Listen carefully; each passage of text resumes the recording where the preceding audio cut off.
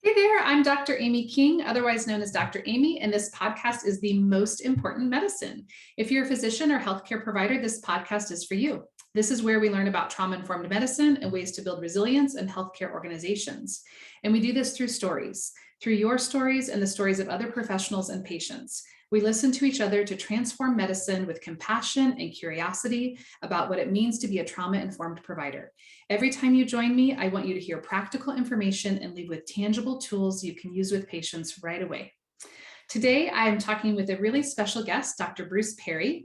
Dr. Perry is the principal of the Neurosequential Network, Senior Fellow of the ChildTrauma Academy.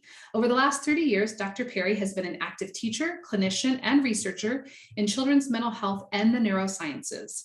His work on the impact of abuse, neglect, and trauma on the developing brain has impacted clinical practice, programs, and policy across the world. Dr. Perry is the author of The Boy Who Was Raised as a Dog, Born for Love, and most recently co-authored a book called What Happened to You? Conversations on Trauma, Resilience, and Healing with Oprah Winfrey, which came out in 2021. His clinical research on over the last 20 years has focused on integrating emerging principles of developmental neuroscience into clinical practice. And this work has resulted in development of innovative clinical practices and programs working with maltreated and traumatized kids. Thank you so much, Dr. Perry. I'm so glad you're here. It's my pleasure. Thank you for having me. Absolutely. That's your formal introduction as it is. Anything else you'd want to add about yourself or what you're currently working on? Well, I'm working on a lot of stuff. I'm part of a really active interdisciplinary community that's actually, I think we're in like 30 countries now. And, we're working on the same issues that you are in one way or another. Some of the people we work with are embedded in the medical system. A lot of them are in child welfare, some in education, a lot in early childhood, and some in probation. We're doing work with the courts. So we're working with people in a lot of different arenas, trying to help them understand some of the concepts and principles of how the brain develops, how the brain changes, how experience influences our behavior.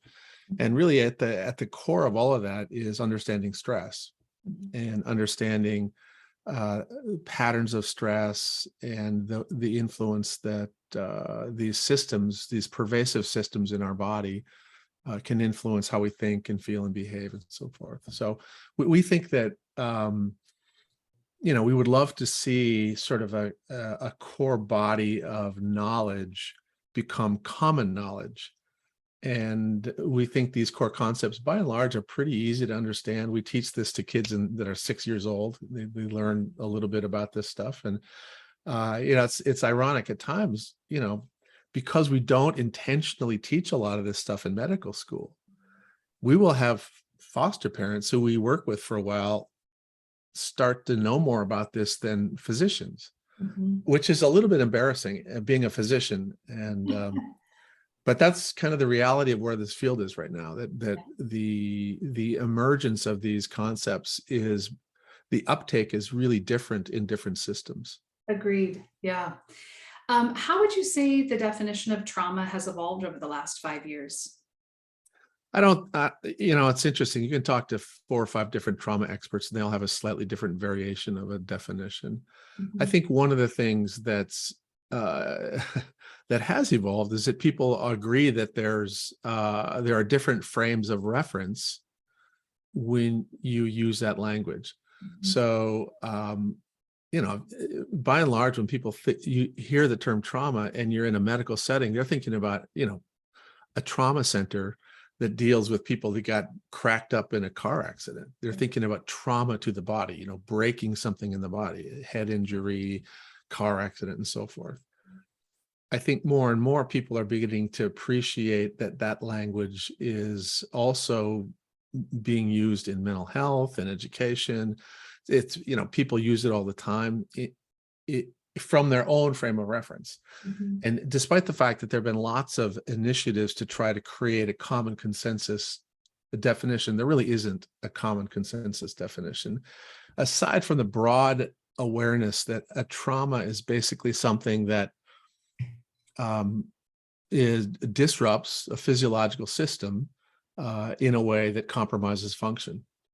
And, there's that, and you can look at that in a lot of different ways. So my personal, I think, favorite, it's not really a definition, it's sort of a conceptualization, is the SAMHSA 3Es conceptualization, where there's a recognition that there is an event, there is the experience of the person who's in the event, and then there are effects of the experience from the event, and that they all have important elements.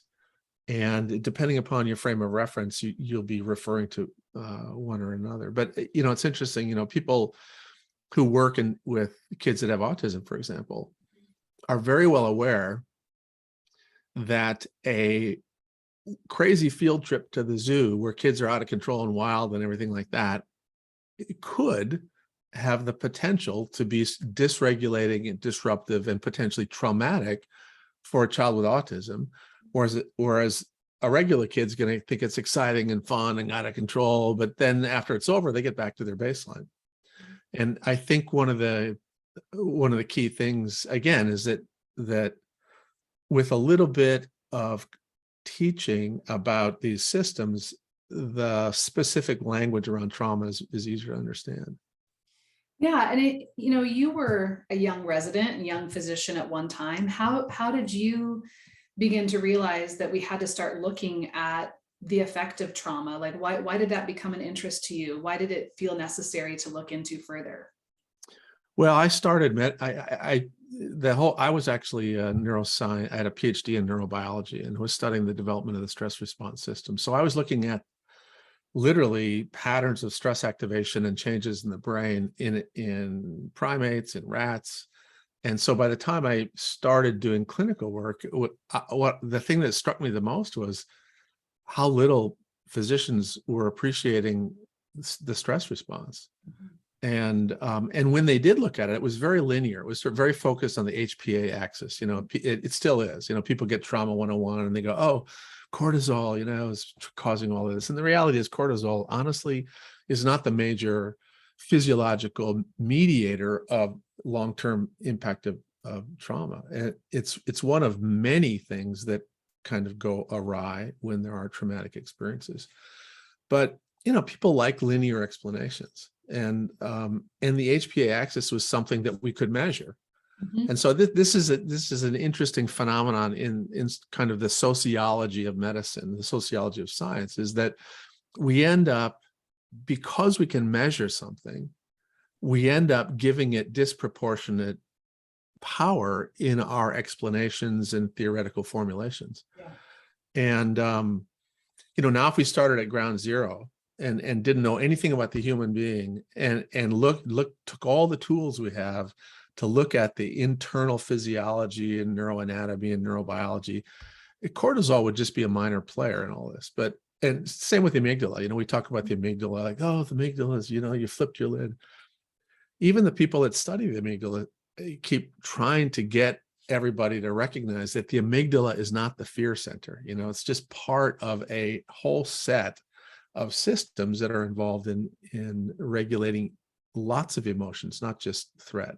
So the complexity of the human body, including the brain, is such that it makes it challenging to have these simple linear explanations that are easy to teach, easier to disseminate, and so forth. And so, I know a lot of people that have their trauma-informed practice or program that they're going to use for school or whatever it is, and they'll have 8, 9, 10 hours of stuff. And we have in our working group, just the lowest level of certification is 110 hours. Yeah. So that's post-education, that's postgraduate training. So we're just touching the surface. And so I think the dilemma we have as a field is that we have to develop better translators. We have people that are really good at, we're generating new facts, new factoids. In fact, in the neurosciences, that's this stuff, that information is exploding. And then we have people that are doing really hard work on the front lines. What we don't have are people who kind of have one foot in the science and one foot in the practical application of that science and are able to translate it. And in fact, in academic medicine, translators are not viewed as given as much, if you will, credibility, power, influence as the people that are generating the new information, which is great. Mhm. I mean, I think it's great that people are doing all these new things, and we have so much to learn. But we just are very inefficient at taking what we're learning, turning that into practical application so that it can be disseminated and used and have a positive impact on people. That whole translational medicine part is very weak in our field. Yeah, when you say 110 hours and there's a physician listening to this podcast, right? And Right. that's exactly why I'm not talking about trauma, Right. because I couldn't even begin. So, on this podcast, we talk about how trauma could present even subtly in patients. Yeah. Where would you start if you were a physician now, right? Not just looking at cortisol and right, but like Right. where would you start? Well, what we've recognized is that the once you're sort of an active, busy professional, the best way to learn is in context of your own work. And so we've chosen a model where we don't have people take time off and come and spend 100 hours learning. We feather this content into the working week of the professional. So they don't, maybe it's an hour a week, and the hour is actually discussing a client where there were obvious signs and symptoms that they couldn't understand that they might, now they're beginning to understand that might be related to trauma. Mhm. So a classic example is syncope of unknown origin. It's very commonly a presenting symptom of somebody who has a sensitized dissociative response. Right. Or kids that come into the general practitioner or the pediatrician and they have ADHD. Oh, yes. 40% of those kids are going to have chaos, threat, trauma as contributing factors to that. And so you just get people to start thinking a little bit differently.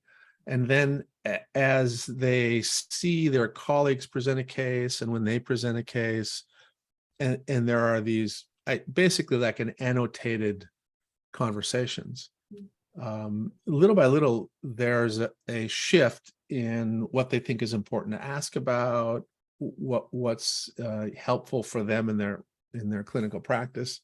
But I think, part of the dilemma we're facing, and I'm sure that other people have brought this up, is that every single physician that I know, every single caseworker I know, every single teacher I know, every single person working in any of our public systems is working at a near crisis level. Agree.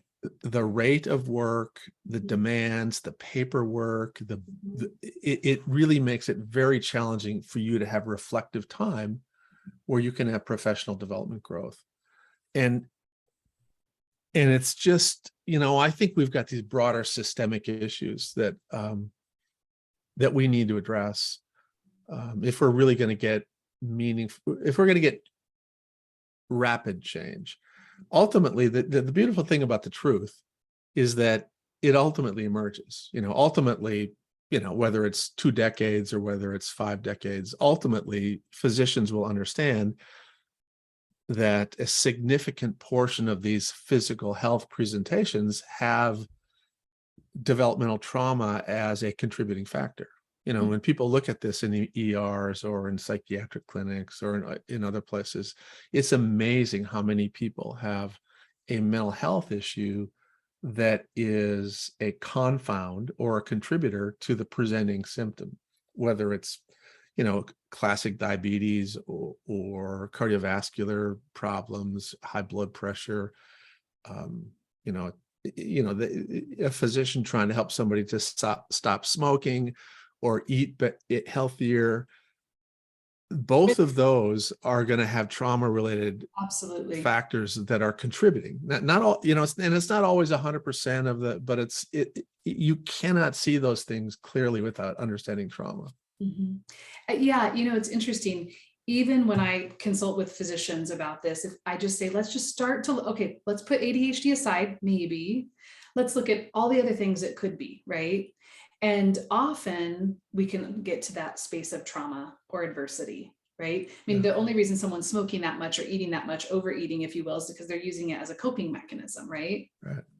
Right. I want to circle back to your point about physicians, especially and healthcare providers, being like constantly in this stress mode. Right. I don't think there's a lot of space in physician education or training about their own trauma. Right. Can you speak to that a bit? Yeah, I mean, there's two parts of that I think are important. One is that the nature of the work that they're about to be doing is going to be filled with all kinds of things that have the potential to cause an adverse impact on them. Mm-hmm.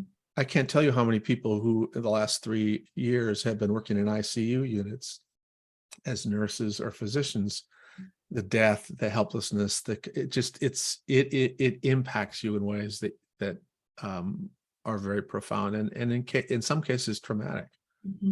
Mm-hmm. And then the other part is what they bring into, what happened to them as they were growing up. And if physicians are like the rest of the population, which by and large they probably are, 15 to 20% of them, if not more, are going to have personal histories of the death of a parent or witnessing violence or growing up in an alcoholic home or something that influences their functioning. Mm-hmm. And without an awareness that your personal history is going to have an impact on how you learn and how you act as a physician, you're just not going to be your best. And in many cases, you're going to be at risk for repeating some of the unhealthy things that happen to you. Mm-hmm. And we see this all. I mean, some of the highest profile cases that we've dealt with in our field in the last, I don't know, 10 years have to do with physicians exploiting patients. Mm-hmm. What happened with the gymnasts. I mean, Yes. and that's just one example. Mm-hmm. There are many other, the OB guy who's using his own sperm to inseminate everybody. What the hell is that all about? I mean, there's something's messed up there. And so and this is true for everybody. I mean, the more you understand your own blind spots, your own biases, your own vulnerabilities, the easier it is for you to avoid repeating them and to get on our healing journey instead of sort of this sort of post-traumatic process of spreading your pain around, which happens. Mm-hmm. Why do you think it's especially tough in the medical field to talk about either our own trauma or even the trauma of your patients, right? Why does that feel so almost untouchable? Well, at the risk of sort of, I'm sure there's going to be all kinds of physicians go bullshit when I start saying this, but the part of the dilemma is the system of selection and then training involves tremendous sort of power differentials, where there's this dominance hierarchy where weakness is something that is just sort of predatorily attacked by people that are either in competition with you or in a dominance position over you. So people become fearful of expressing any kind of vulnerability. And it's because it's a classic hierarchical power permeated system. And until that's sort of dismantled, everybody who has any kind of non-dominant feature is going to be marginalized, whether it's non-dominance in you're a woman in surgery, or a non-dominance that you're a Black man, or you're not the right, you're not a white male with power. And that's where medicine came from. Medicine was a patriarchal system, and again, this is part of what I'm working on right now and writing about, is that systems take longer to change than people. So the systems that we have now really are carrying forward elements of practice and if you will, sort of program elements that are carry forwards from this very, from a century ago. Yes. We just let women, women didn't used to be physicians. Women used to have to pretend they were men to go to medical school. And that was just like 100 years ago. And so we still have a lot of that. When I went through medical school, I asked about something, I don't even remember what it was. And the answer from the person at Yale, who was a white male who'd come through that system, when is now basically at a chairman level, said, that's the way we do it at Yale. And that's the way it's always been done that way. And that's the way it's always going to be done. Right. Even though it was completely irrational. And that's just a fragment of that kind of thing that exists in medicine, that we have a lot of things that are just needlessly marginalizing, brutalizing, humiliating. And then the last thing you want to do if you're at the bottom of a power differential is say, hey, I'm even more vulnerable. Oh, by the way, I've got a mental health issue. Yes. It's interesting that you use the word predatory. That right now the AMA just came out with, a study that showed that 63% of physicians right now are experiencing burnout. One of the guests that I interviewed a couple of weeks ago used the term grooming behavior when it comes to medical education, that, there's really this kind of institutionalism of not talking about things that would make you appear weak. And then when I talk to female physicians, really they're creating beautiful disruption in these organizations about what it means to be a mom, to be a caregiver, to want to take care of your elderly parents and to be a physician at the same time. So I think you're right. Those individuals are creating disruption and change. Right. And I would bet to a person, they will tell you that in the beginning of this disruptive process, they're kind of ignored. And then they start to get attacked because they're worried that that's going to spread throughout the system. And ultimately they'll get co-opted. The concept will get co-opted, and then they probably won't even get credit for it. Some white male will get credit for being, they want to use you for PR. And then this is the nature of how systems perpetuate power. They, just like there are mechanisms of homeostasis in all of our physiological systems in our body, trying to keep us at equilibrium. It's the same thing with systems. They have mechanisms of homeostasis, trying to keep the status quo. And, a lot of things we're talking about are really at odds with the dominant perspective. Even to this day, many physicians, when they're coming up against a physical health symptom that they can't explain, they'll say, oh, it's functional. Or, like, wait a minute, so the brain isn't part of the body? I mean, it's ridiculous. And so they just separated it off. And I think that we just, again, it's going to take a long time to change some of that stuff. So one of the things you say often in books of yours that I've read and interviews that I've listened to is the power of relationships to be a vehicle of change, whether that may be within the system or even between the physician and the patient. Can you say more about how important that is? Yeah, it's interesting that if you, no matter what perspective you use, anthropology, developmental psychology, any of the sort of disciplines in medicine, one of the most powerful and important factors in health, development, success, et cetera, is the nature and stability of the relationships you have.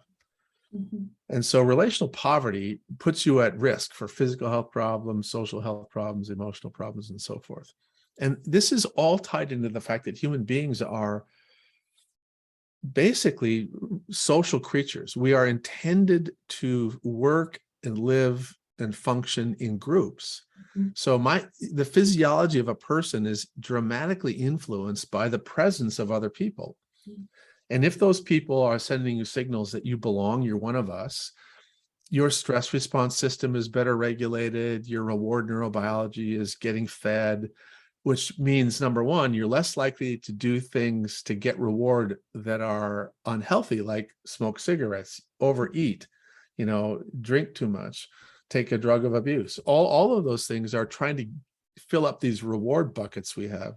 But if you get your reward from being a welcome member of a relationally rich group, the pull to do all that stuff just drops. Right. And same thing with that, what I said about your stress response system. So when your stress response system is more smoothly regulated, it basically doesn't beat up your heart, your lung, your skin, your gut, and everything else. But if you are surrounded by nonstop, unpredictable stressors in an urban environment, away from any relational belonging, it literally makes your stress response systems, all the way from your immune system to how your, different sort of cardiovascular, respiratory, all these systems start to function at a higher level of activation. They work harder. And so you literally it's like driving a car 10,000 miles and never changing the oil, and you just keep driving it and keep driving it. And pretty soon, if you beat a car, if you drive it hard and you don't change the oil, it breaks down. And that's what happens to bodies. And literally, if you look at people that have these histories of developmental trauma, or even have classic middle life or young adult life trauma like combat, their morbidity and mortality curves are shifted to the left.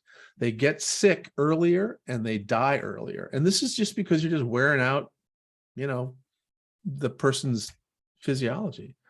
And so one of the things that we know is that relationships, even in the presence of stressors, help buffer that overreactivity of your stress response. So you can have a lot of hard things going on out in the world, but if you come back into your community and into your family, you're more regulated and you're more capable of tolerating those stressors.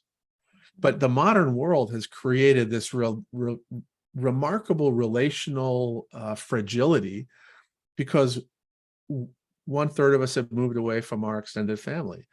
1/3 of us move every year.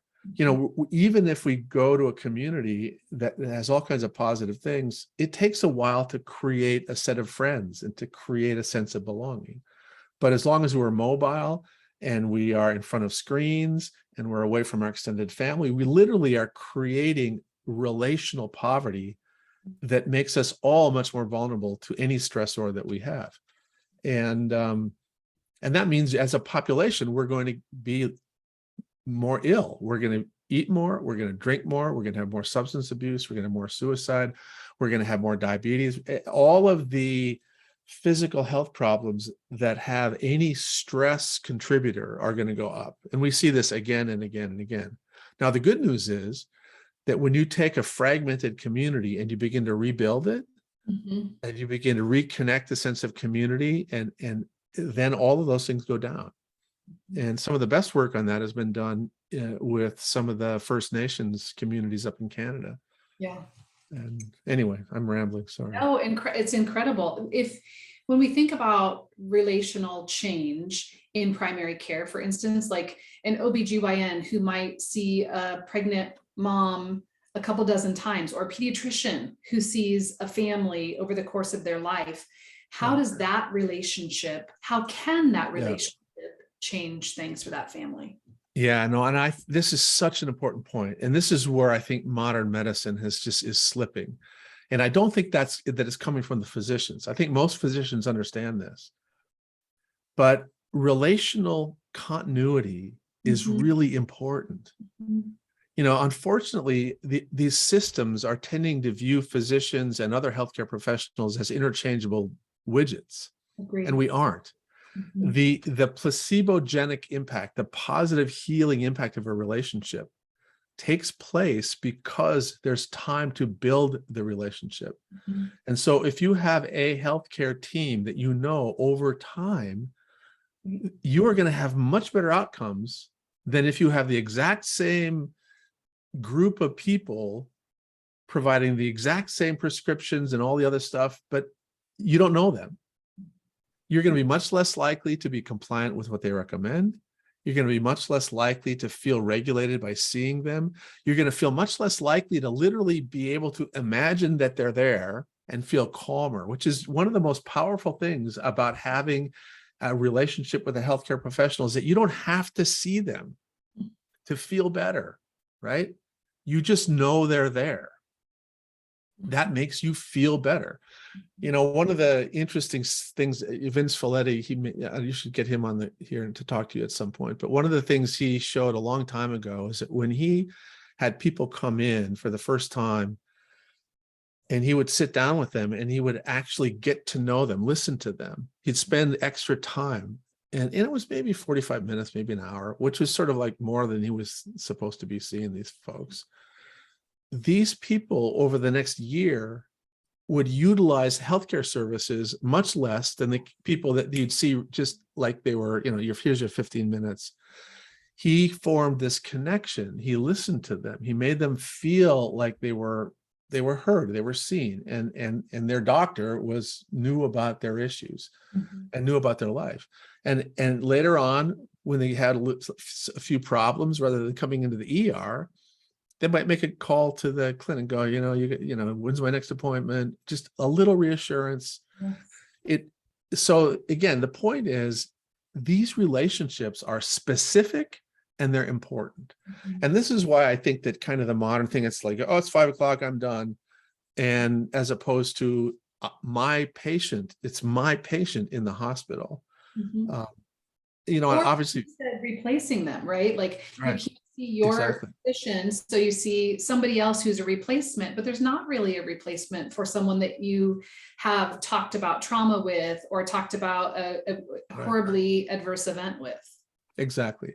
And of course, there are times when you have to get cross coverage and all but there are ways to do that that help hand off the person in a way that we can take advantage of the neurobiology of the brain. And see, and this is one of the things that we help physicians understand, is that there's a very interesting phenomenon in your brain that has to do with any friend of yours is a friend of mine, you know, that whole thing.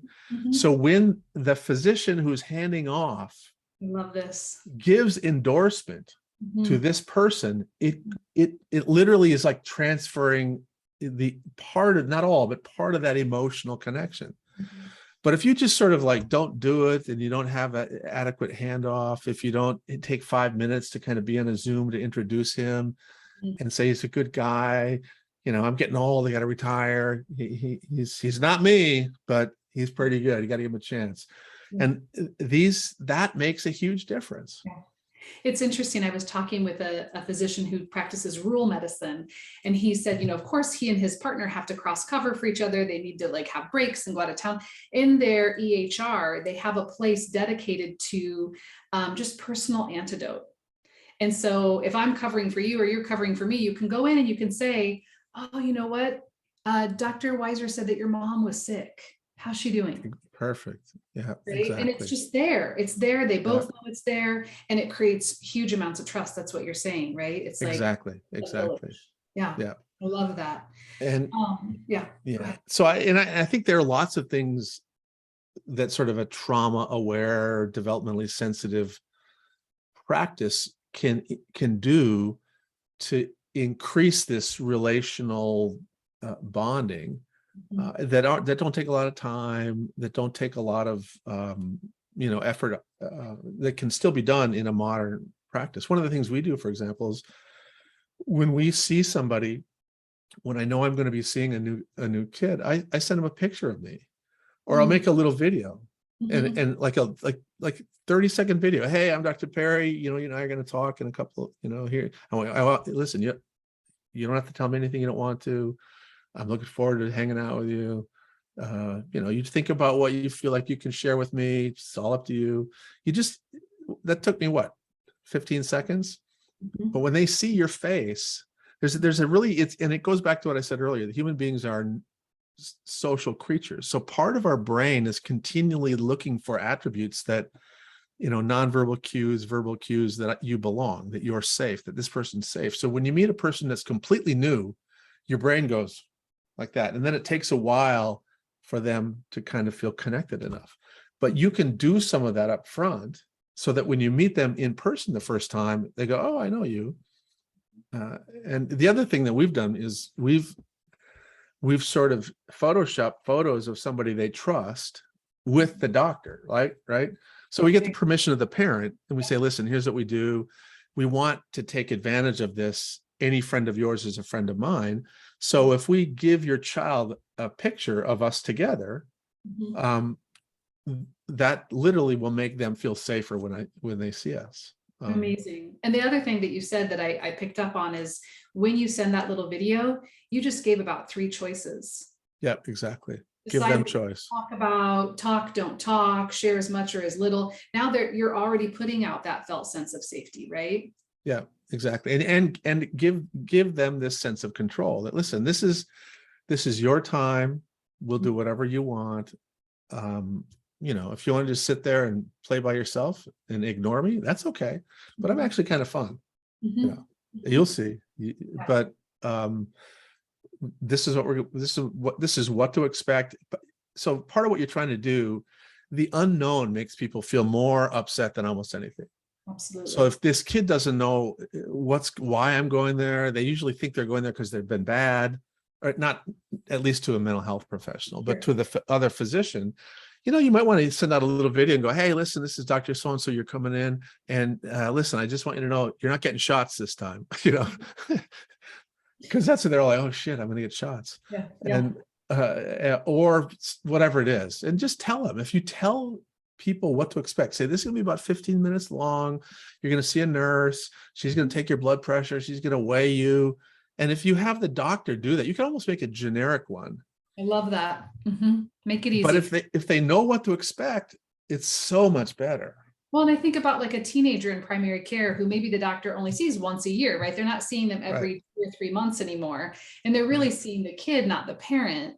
Just that little video beforehand, hey, here's what to expect. I'm going to ask you some questions, right? Because otherwise physicians do try to talk about, like screens and sex and drugs and all the things we should be talking about with teens. And this kid's like, no. Yeah, exactly. Yeah. So. Oh my gosh, I love that idea.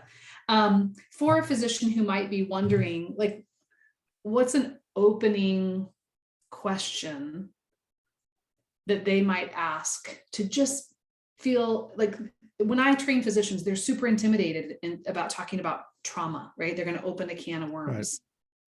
Right. What's a gentle entryway that you might advise them when they're talking with a dyad or a teenager? Yeah. So here, what I tend to do is and again, a lot of people may not have the time to do this, but I basically go like, where were you born? Where are you from? I literally start like, how'd you get here? It's sort of, and what'll happen is as they sort of walk through how they got here, there'll be opportunities where you go, wait a minute, I thought you were living in there now. Oh, how did that happen?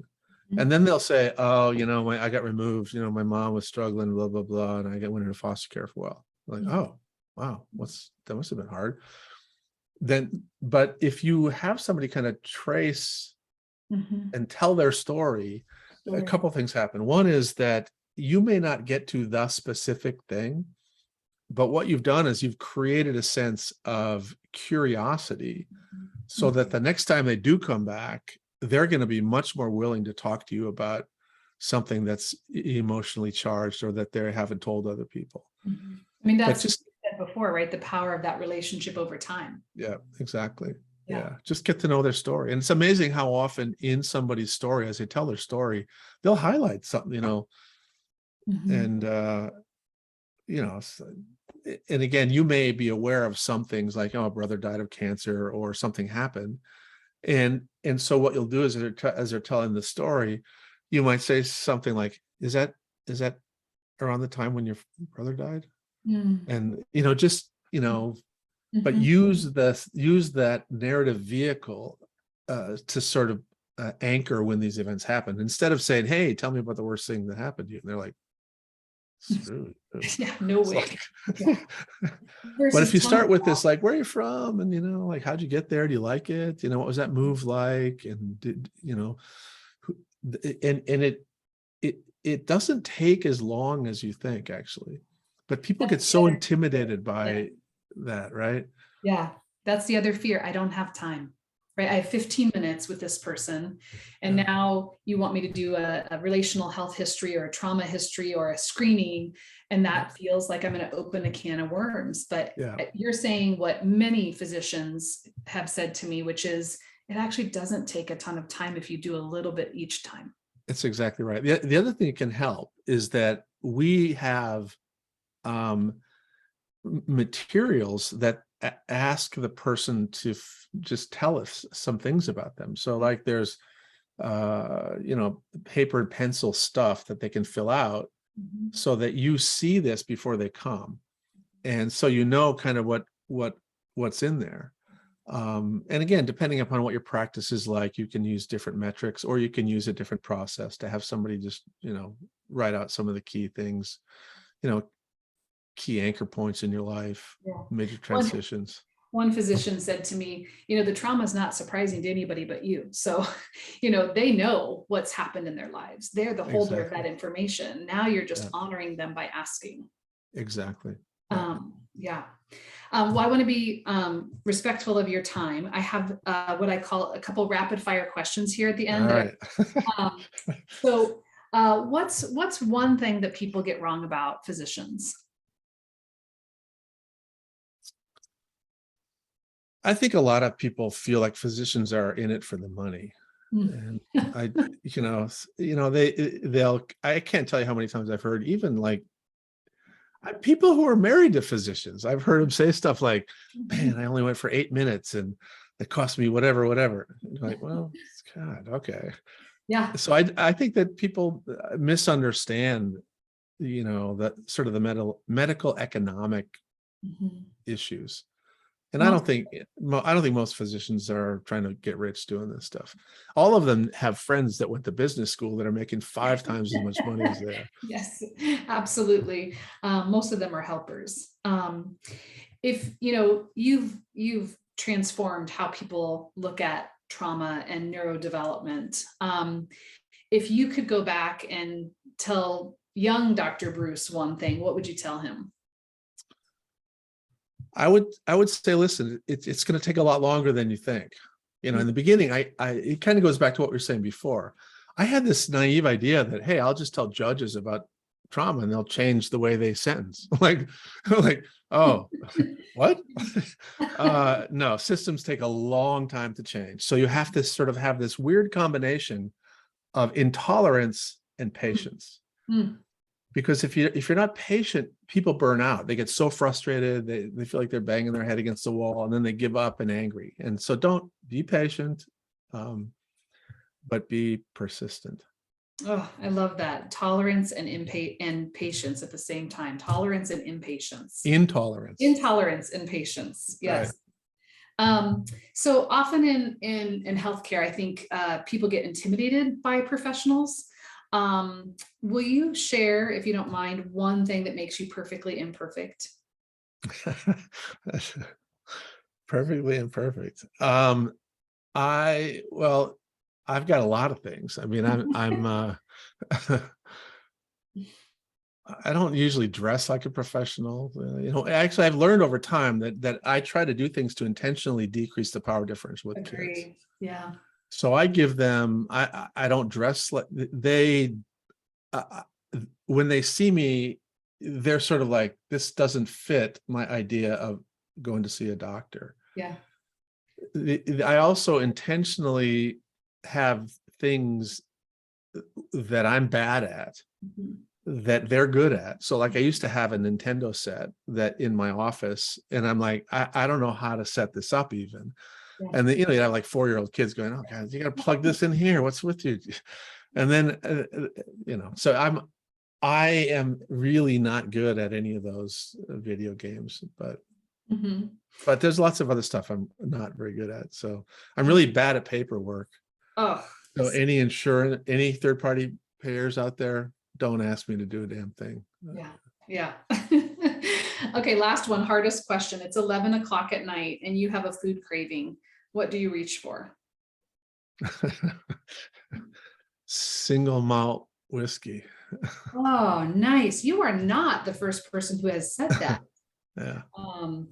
Yeah, you're with my husband on that. I want to wrap up here, but I want to tell you just a really quick story, if you'll indulge me, as a way to say Sure. thank you for today, for your Sure. time. Yeah. So I was 20 years ago, a young resident working at a community mental health clinic. And my first client was this little 4-year-old girl. And she had been horribly abused, was living with an incredible foster parent, sexually abused, physically abused. And I had read books by you and articles by you in graduate school.